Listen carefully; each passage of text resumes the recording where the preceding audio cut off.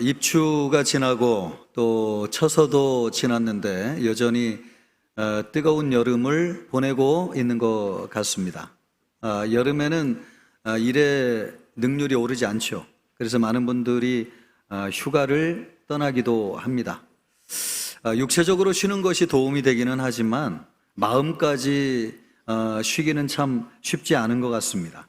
마음까지 쉬어야지 진짜 휴가 쉼인데 그런 쉼을 갖는 분들은 많지 않습니다. 이런 쉼을 우리가 세상에 살면서 얻을 수 있을까? 아니면 세상 떠나서 천국 가야지 얻을 수 있는가? 오늘 말씀을 듣고 우리 주님 안에서 주님이 주시는 참된 평안이 있기를, 쉼이 있기를 주님의 이름으로 축복합니다. 우리가 쉬고 싶은데 그러지 못하는 것은 무거운 짐을 지고 있기 때문에 그렇습니다. 우리 아이들을 키우면서 보니까 말입니다. 어릴 때에는 참 천진난만하고 순진무구하고 또 얼굴에 수심과 근심이 전혀 없이 자랍니다. 그런데 크면 클수록 이제 중학교 졸업하고 고등학교 들어가서 고등학교 1, 2, 3학년 지나면 말수가 적어지고 얼굴빛이 어두워집니다.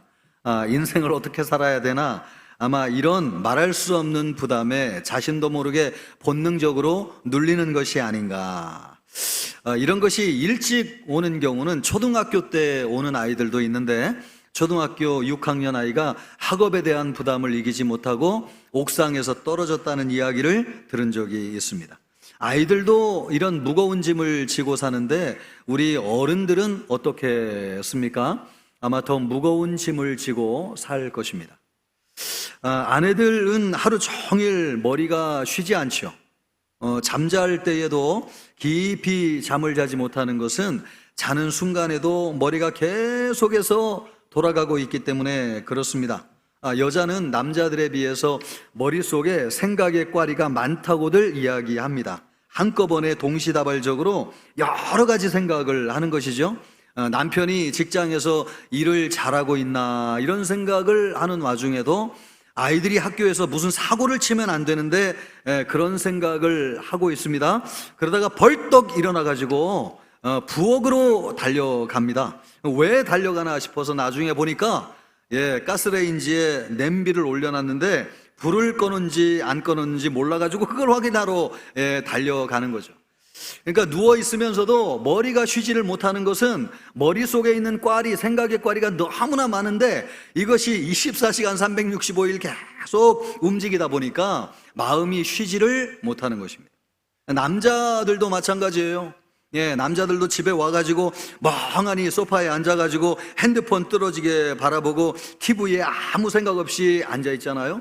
밥을 먹으면서도 아내가 몇 번 이름을 불러도 여보 여보 해도 들리지 않습니다. 몇 번 불러야지 그제야 겨우 대답을 하는, 머릿속에 무슨 생각을 가지고 있는 것입니다. 지금 어떤 사람에 대해서 생각을 하든지 아니면 무슨 일을 생각하든지 머릿속에 무슨 생각을 하게 계속 움직이고 있는 것이죠. 그러니까 쉬고 있으면서도 참된 쉼이 되지 않습니다. 사람이 현직에서 물러난다고 편해지는가? 그것도 아닌 것 같아요.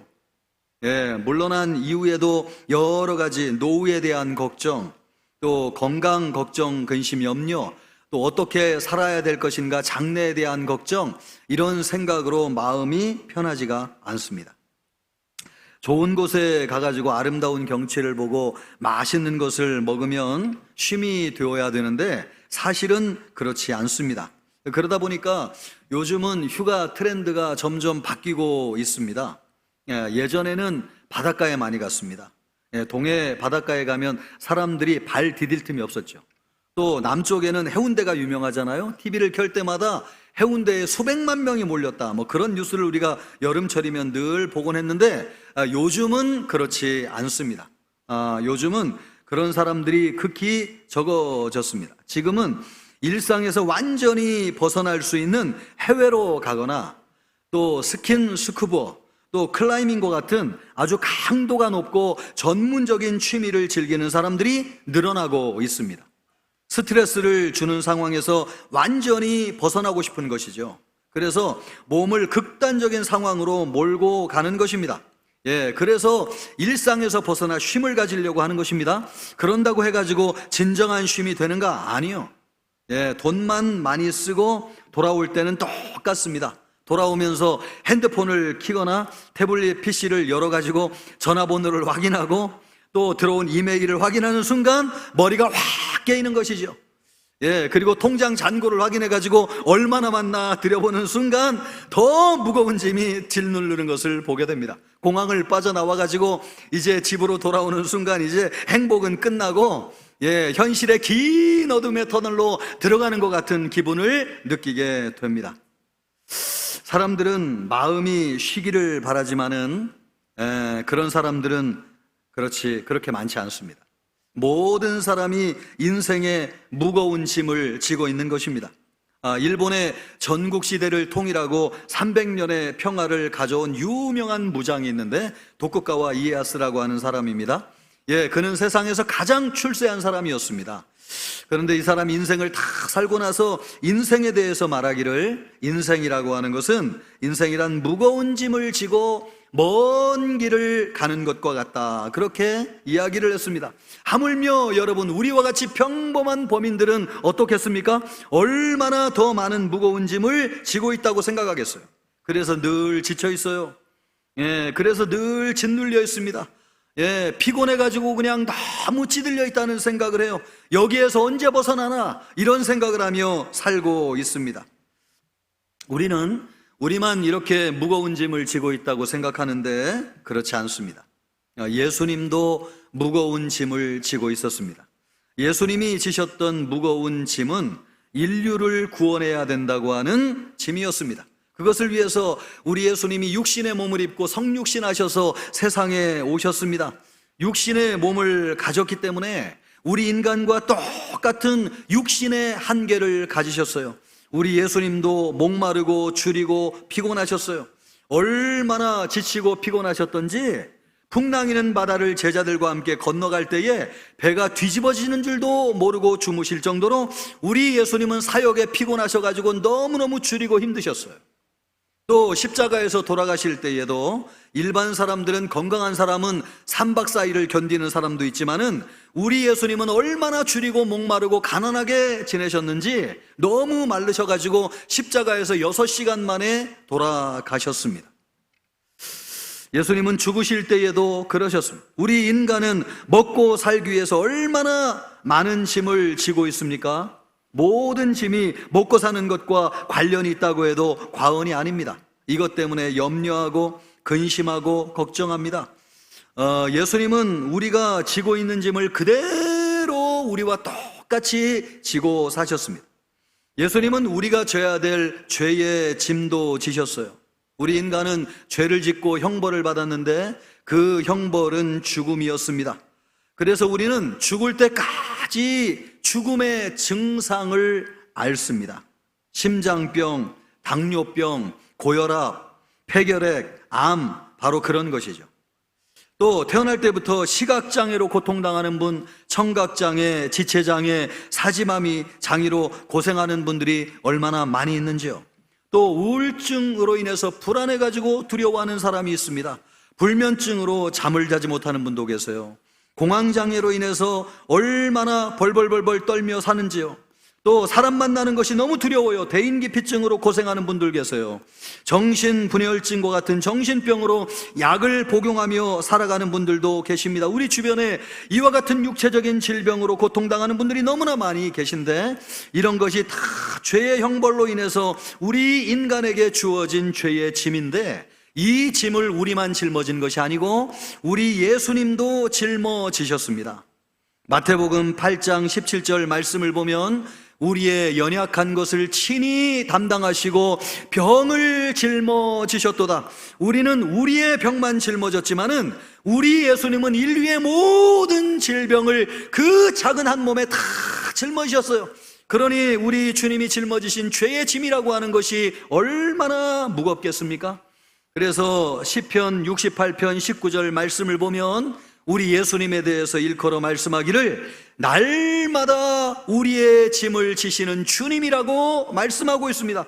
우리 주님은 우리 인류의 모든 짐을 매일매일 짊어지시는 주님이세요. 그 정도로 무거운 짐을 짊어지고 사셨어요. 우리 예수님은 저주의 짐도 짊어지고 사셨습니다. 우리 인간이 죄를 져서 하나님 앞에 저주를 받았습니다. 그것이 십자가의 죽음인 것이죠.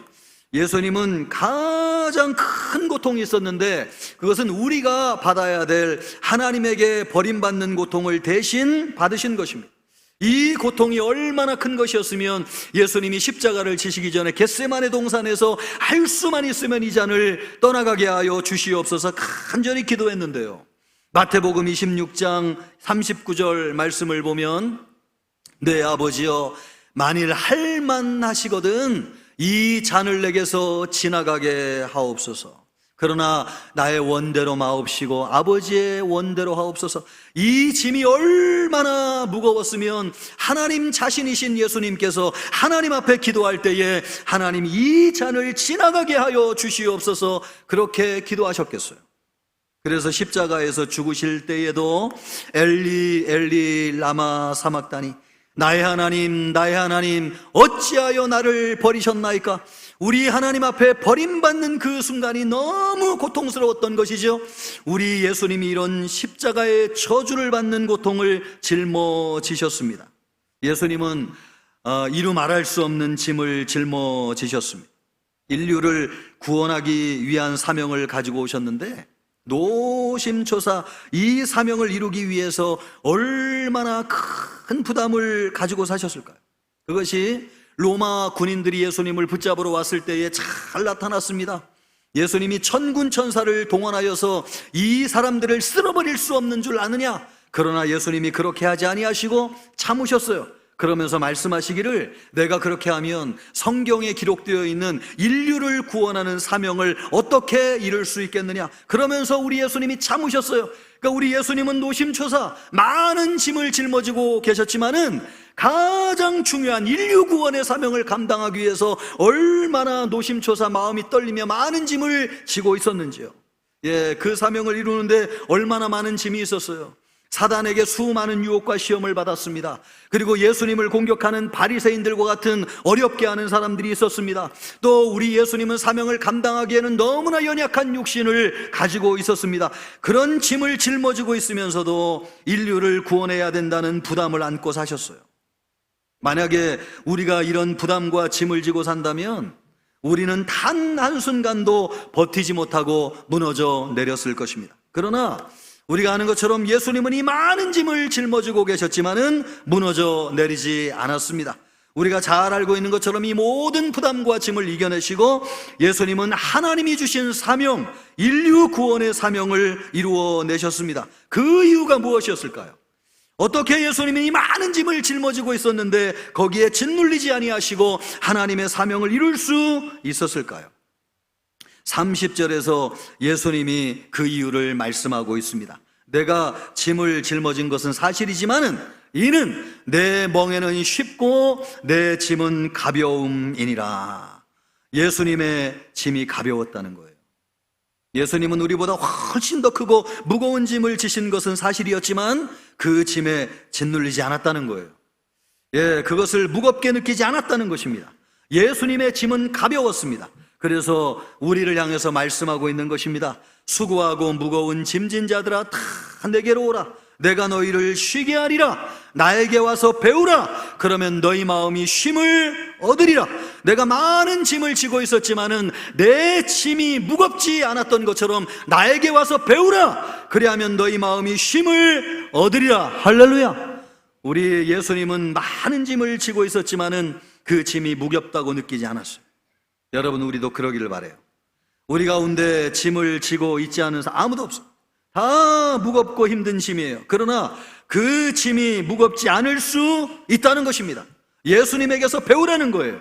우리 모두 예수님에게 배워서 짐이 가벼워지기를 바라고 여러분의 마음속에 참된 쉼을 얻기를 우리 주님의 이름으로 축복합니다. 예수님은 그런 분이셨어요. 무거운 짐을 지신 것은 틀림없지만은 그 짐을 무겁게 느끼지 않으셨어요. 예수님은 말씀하시기를 수고하고 무거운 짐진 자들아 다 내게로 오라. 내가 너희를 쉬게 하리라. 내게로 와서 배우라. 그리하면 너희 마음이 쉼을 얻으리라 말씀하셨습니다. 우리는 예수님에게서 배우면 쉼을 얻을 수 있습니다. 이 말씀을 통해서 우리 예수님이 오늘 우리를 무거운 짐에서 건져주시기를 원하는데, 이 말씀을 통해서 우리에게 주시기를 원하는 메시지가 있습니다. 그것이 무엇인가? 먼저 예수님은 마음이 온유하고 겸손한 분이셨습니다. 그래서 마음이 참 편안하셨어요. 그래서 무거운 짐을 지고 있었지만은 그 짐이 무겁다고 느끼지 않으셨어요. 우리 예수님은 온유하고 겸손한 분이세요. 29절 말씀을 보세요. 예수님이 직접 말씀하시잖아요. 나는 마음이 온유하고 겸손하니. 이 온유하다고 하는 것은 사람을 품는 성품과 관련되어져 있습니다. 성경에서 가장 온유하다고 제일 먼저 들은 사람이 모세였습니다. 민수기 12장 3절 말씀을 보면 이 사람 모세는 온유함이 지면의 모든 사람보다 더하리라. 지상에 많은 사람이 있지만 모세가 제일 온유한 사람이라는 것이죠. 모세가 이런 말씀을 들은 이유가 있었습니다. 모세가 이스라엘 백성들을 출애굽시켜가지고 가나안 땅에 40년 동안 머물러 있을 때에 모세를 향해서 죽이려고 대들고 삿대질한 사람들이 너무너무 많았습니다. 우리가 애굽에서 잘 살고 있는데 왜 우리를 이 가나안 땅, 이 광야로 끌어내가지고 먹을 것도 없고 마실 물도 없는 이곳에 데리고 와가지고 우리를 생고생하게 하느냐? 그러면서 이스라엘 백성들이 모세를 향해서 돌로 치려고 했습니다. 이스라엘 백성들이 그런 것은 이해가 됩니다. 그런데 더 가까운 형제였던 아론과 미리암도 모세에게 반기를 들었습니다. 너만 하나님의 종이냐? 우리도 하나님의 종이다 라고 하면서 모세를 향해서 반기를 들었습니다. 그것을 보고 분노하시고 진노하신 분이 계신데 바로 그분이 하나님이십니다. 하나님께서 얼마나 진노하셨는지 내가 이참에 이스라엘 백성들을 싹 쓸어버리고 모세 너를 통해서 새로운 민족을 일으키겠다, 그렇게 얘기할 정도로 하나님이 진노하셨어요. 그랬을 때에 하나님을 만류하면서 하나님의 진노를 사그러뜨리게 엎드린 사람이 있었는데 바로 그 사람이 모세였습니다. 하나님, 그렇게 하시면은 이방 사람들이 하나님을 보고 뭐라고 하겠습니까? 자기 백성을 광야로 이끌어내가지고 광야에서 멸망시킨 하나님이라고 하나님을 향해서 비웃지 않겠습니까? 하나님 진노하셨지만은 그 진노를 푸셔서 이 백성들을 용서하여 주시옵소서 하나님을 만류하였습니다. 모세가 반역한 모든 이스라엘 백성들을 품은 것이죠. 그래서 하나님께서 모세를 향해서 이 사람은 온유함이 특별한 사람인데 지상의 어떤 사람보다도 온유한 사람이라고 말씀하셨습니다. 그러므로 이 온유함이라고 하는 것은 사람들을 품는 성품과 관련되어져 있습니다. 또 겸손이라고 하는 것은 지식과 관련된 성품입니다. 아는 것이 많다고 해가지고 자신을 높이지 않는 거, 바로 거기 겸손이죠. 예, 겸손한 사람은 아는 것이 많지만은 자기 자신을 높이지 않습니다. 아는 것이 많을수록 머리를 숙이고 자신을 낮추는 거, 바로 그것이 겸손이죠. 그런 점에서 가장 겸손하신 분은 누구시냐? 우리 예수님이십니다. 우리 예수님은 세상을 창조하신 분이세요. 우리 예수님은 알지 못하는 것이 없으세요. 먼지 하나가 떨어지는 것까지도 아시고 우리의 머리털 숱까지도 아시는 분이 예수님이신데 그 예수님은 세상에 얼마나 많은 것을 알고 계시겠습니까? 그렇지만은 우리 예수님은 지식을 자랑하지 않으셨어요. 오직 모든 일을 해도 하나님의 말씀대로 하나님의 뜻대로 했지 자기가 알고 있는 지식을 내서와가지고 이렇게 해야 됩니다, 자기를 주장하신 적이 없으세요. 그래서 우리 예수님은 세상에서 가장 겸손하신 분이세요. 온유라고 하는 것은 사람과 관련된 성품이고 겸손이라고 하는 것은 지식과 관련된 성품인데 이 온유와 겸손이라고 하는 것이 어디에서 오는가? 하나님에게서 오는 것입니다. 하나님에게서. 예, 하나님을 절대적으로 믿고 신뢰할 때 온유하고 겸손해질 수 있었어요. 겸손해질 수 있어요. 우리 예수님만큼 사람들에게 공격을 많이 받으신 분이 없어요. 바리새인부터 해가지고 로마 정치인들까지 예수님을 죽이려고 공격했습니다. 그래도 그런 사람들 때문에 예수님의 마음이 불편하지 않으셨어요. 왜냐하면 하나님을 절대적으로 믿고 신뢰하였기 때문에 그렇습니다. 모든 일이 하나님의 계획대로 이루어진다는 것을 믿고 신뢰했어요. 설령 방해하고 어렵게 하는 사람들이 있을지라도 그 사람들 때문에 하나님의 계획이 흐트러지지 않는다고 하는 것을 철저히 믿고 신뢰하였습니다. 그래서 우리 예수님은 모든 사람을 다 품고 만유의 주, 인류를 구원하시는 구주가 되실 수 있었어요. 죄인들도 원수도 다 품을 수 있는 온유한 마음을 가지고 계시기 때문에 왜 그렇게 하실 수 있었습니까? 그런 사람들 때문에 하나님의 뜻에 지장이 생기지 않는다고 하나님을 절대적으로 믿고 신뢰하였기 때문에 그렇습니다. 우리 예수님은 아는 것도 참 많은 분이시지만 여러분, 아는 사람들이 걱정 근심이 얼마나 많이 있습니까? 그래서 세상에서는 흔히 모르는 게 약이다. 여러분, 똑똑한 사람들이 걱정 근심이 훨씬 더 많이 있습니다. 그런 관점에서 볼 때 우리 예수님은 그냥 주무실 때에도 머리가 쉬지 않고 수많은 걱정 근심을 하실 정도로 여러분 걱정 근심이 많으셔야 되는 분이셨어요. 그러나 우리 예수님은 자기 자신을 주장하거나 내세우지 않았어요. 늘 겸손했어요. 아는 것이 많아도 우리 하나님의 뜻대로 이루어진다고 하는 것을 믿으시고 우리 하나님을 절대적으로 믿고 신뢰하시고 자기의 주장을 내세우거나 자기의 지식을 앞세워가지고 무엇인가를 이루려고 하지 않으셨어요. 오직 우리 하나님 앞에 순종하며 따라갔습니다. 예수님은 인류를 구원해야 된다고 하는 무거운 짐을 지고 있었지만은 그러나 여러분, 마음은 평안하셨어요. 사람들 때문에 마음이 흔들리시거나 또 일을 보면서 눈앞의 일이 자기의 뜻대로 안 된다고 해가지고 마음이 불편하거나 그러지 않으셨어요. 왜요? 우리 하나님을 절대적으로 믿고 신뢰하였기 때문에 그렇습니다. 우리 인간을 구원하고자 하는 하나님의 마음이 얼마나 큰지 우리의 마음보다도 하나님의 마음이 더 큽니다. 예수님은 하나님의 마음을 잘 하셨어요. 우리 예수님은 인류를 구원하기 위해서 오셨지만은 예수님 이상으로 인류를 구원하기를 간절히 바라는 마음이 하나님이시라고 하는 것을 우리 예수님은 아셨어요. 그래서 어렵고 힘들게 하는 사람이 있어도 우리 하나님께서 인류를 구원하고자 하는 마음이 더 크기 때문에 하나님이 그 뜻을 이루실 것이라고 하는 것을 믿었어요. 그리고 눈앞에 보이는 것이 내 생각대로 계획대로 안 돼도 어려운 일이 생겨도 우리 예수님의 마음이 흔들리지 않았어요. 인류를 구원하고자 하는 하나님의 마음이 예수님의 마음 이상으로 크다는 것을 아셨기 때문에 우리 하나님을 믿고 신뢰하였어요. 하나님이 이 문제에 대한 대안을 가지고 계시고 하나님께서 이 문제를 해결하시고 인류를 구원하실 것을 완전히 믿고 신뢰하셨기 때문에 그렇습니다. 우리 하나님께서 우리를 구원하고자 하는 마음이 얼마나 크신지요. 여러분, 우리는 하나님을 배반하고 하나님을 떠났어요. 그래 죄의 형벌을 받아가지고 죄와 사망 권세 가운데 살고 있었습니다. 그런데 하나님이 우리를 얼마나 사랑하시는지 그런 우리를 구원하시기를 작정하셨습니다.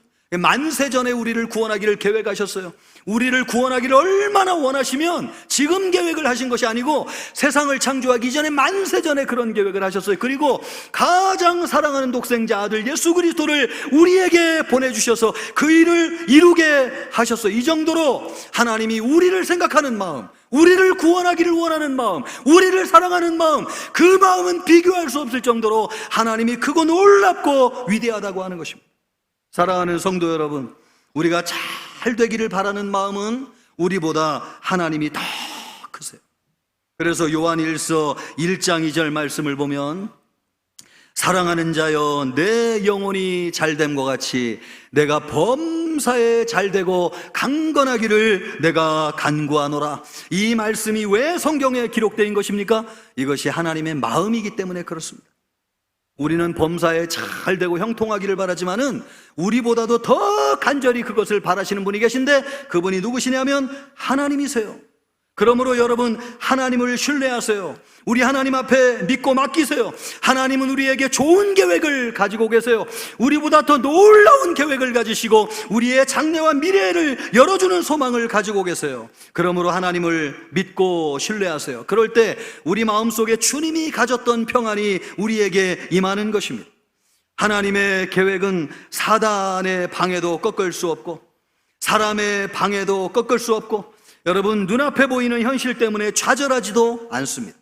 우리가 잘 잘 되기를 바라는 하나님의 마음이 세상의 어떤 것보다도 크고 간절하기 때문에 그렇습니다. 하나님의 마음을 이길 수 있는 것은 아무것도 없습니다. 우리를 향하신 하나님의 뜻대로 바람대로 될 거예요. 그러므로 하나님을 믿고 신뢰하십시오. 여러분 앞에 홍해가 가로막혀 있어도 그 홍해를 건너고자 하는 마음은 우리보다도 하나님이 훨씬 더 크세요. 여러분, 우리가 가나안 땅에 들어가야 되는데 여리고가 가로막고 있잖아요. 그 여리고를 무너뜨리고자 하는 마음은 우리의 마음보다도 하나님의 마음이 훨씬 더 크세요. 그러므로 여러분, 능력이 많으시고 모든 계획을 가지신 하나님을 절대적으로 믿고 신뢰하기를 주님의 이름으로 축복합니다. 예수님의 평안은 거기에서 오는 것이었습니다. 거기에서 우리 하나님의 마음이 그렇다고 하는 것을 우리 예수님이 기도할 때마다 아시는데, 우리 주님이 많은 짐을 지고 있지만은 예수님의 마음이 참 평안하셨어요. 하나님이 내 마음보다도 더 간절하고 크다고 하는 것을 아셨기 때문에. 그래서 우리 하나님을 믿고 신뢰할 때마다 예수님의 마음속에 참 평안이 찾아오는 것이죠. 이 시간 우리 모든 성도들이 하나님을 믿고 신뢰하기를 주님의 이름으로 축복합니다. 여러분의 마음속에 짐이 눈처럼 녹아지기를 축복합니다. 여러분의 무거운 짐을 내려놓는 역사가 있기를 주님의 이름으로 축원합니다. 우리 하나님을 절대적으로 믿고 신뢰할 때 예수님의 평강이 우리에게 임하는 것입니다. 두 번째로, 우리 예수님이 많은 짐을 지고 있었지만은 그 짐이 가볍다고 느낀 것은 하나님이 주신 멍에를 맸기 때문에 그렇습니다. 여러분, 우리 예수님도 멍에를 매셨어요. 어떤 멍에냐? 하나님이 주신 멍에를 맸어요. 29절 말씀을 보면 나의 멍에를 메고, 우리 예수님이 멍에를 맸다는 것이죠. 내게 배우라. 그리하면 너희 마음이 쉼을 얻으리라. 멍에를 벗어버리면 너희가 쉼을 얻는다. 그렇게 말씀하지 않으셨어요? 나도 멍에를 졌는데 너희도 내 멍에를 지고 나에게 배우라. 그리하면 너희가 쉼을 얻으리라. 이스라엘 백성들은요, 땅을 갈 때에 소 2마리로 땅을 갈았는데, 이 소 2마리가 한 방향으로 갈 수 있도록 목에다가 멍에를 걸었습니다. 그래서 힘이 좋은 소가 앞서 나갔는데 그 소가 힘을 더 많이 받기 때문에 옆에서 멍에를 걸치고 있는 소는 힘을 덜 받았어요. 그래서 그 소가 짊어진 멍에는 쉽고 가벼운 멍에였습니다. 여러분, 멍에를 누가 지고 계세요? 하나님이 다 지고 계세요. 인류를 구원하고자 하는 간절한 마음, 하나님이 더 크세요. 그래서 하나님이 더 철저하고 완벽한 계획을 가지고 계세요. 우리 예수님은 하나님의 계획을 이루기 위해서 옆에서 순종하신 것뿐이에요. 그 순종하셨을 때에 하나님의 뜻과 계획이 이루어진 것입니다. 우리 예수님이 이 세상에 오셔서 많은 일을 하셨지만 그 모든 일은 이미 성경에 하나님께서 기록한 대로 이루어졌어요. 우리 예수님이 하나님이시지만 성육신 하셔서 육신의 몸으로 이 땅에 오신다고 하는 것도 이미 구약 성경에 기록되어져 있어요. 그 예수님이 오셔서 고난을 당하시고 십자가에 죽으신다고 하는 것도 이미 성경에 기록되어져 있었어요. 예수님이 고난을 당할 때 힘드셨지만은 그것을 넉넉히 감당할 수 있었던 것은 3일 만에 부활하실 것이라고 하는 것도 성경에 다 기록되어져 있습니다. 이미 하나님이 계획하시고 모든 것을 다 이루어 놓으셨어요. 우리 예수님은 순종하셨을 뿐이에요. 그래서 멍에를 매기는 했지만은 우리 예수님의 멍에가 그렇게 무겁고 힘들지 않은 멍에였습니다. 우리 인간은 멍에를 지고 살지 않는 사람이 아무도 없습니다. 모든 사람이 다 멍에를 지고 있어요. 그런데 그 멍에는 우리 스스로 진 멍에죠. 죄로 인해서 내가 짊어진 멍에예요.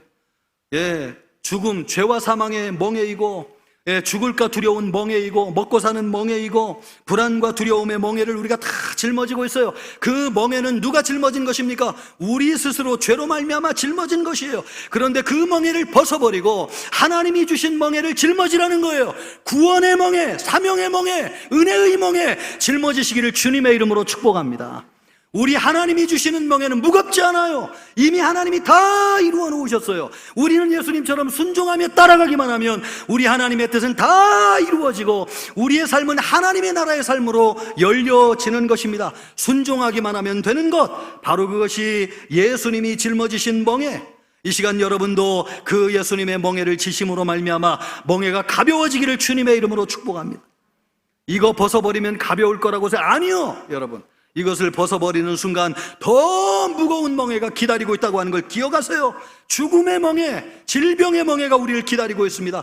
하나님이 주신 멍에를 짊어짐으로 여러분의 삶이 가벼워지기를, 우리 주님의 이름으로 축복합니다. 이렇게 예수님은 무거운 짐을 졌지만은 그 짐이 무겁지 않으셨어요. 그래서 예수님은 내게 와서 배우라고 말씀하고 있어요. 우리가 예수님에게서 이것을 배우기 위해서 오늘 꼭 해야 될 두 가지 결심이 있습니다. 그것이 뭔가? 첫째는 도망가지 마십시오. 도망가지 마십시오. 예수님은 멍에를 벗으라고 말씀하지 않았어요.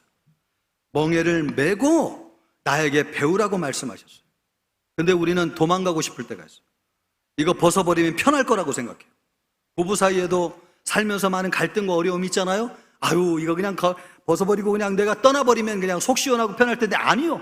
그럴 때 더 무거운 멍에가 우리를 기다리고 있어요. 여러분, 부부관계 속에서 아내를 섬기고 남편을 섬기는 거, 우리 하나님이 우리에게 주신 멍에예요. 그 멍에 짊어지고 있으면 하나님께서 우리에게 참된 삶을 이루어 주실 줄 믿습니다. 직장 다니면서도 갈등하시는 분들 얼마나 많아요. 아유, 내가 내일 가가지고 사표 내고 그만둬야 되겠다.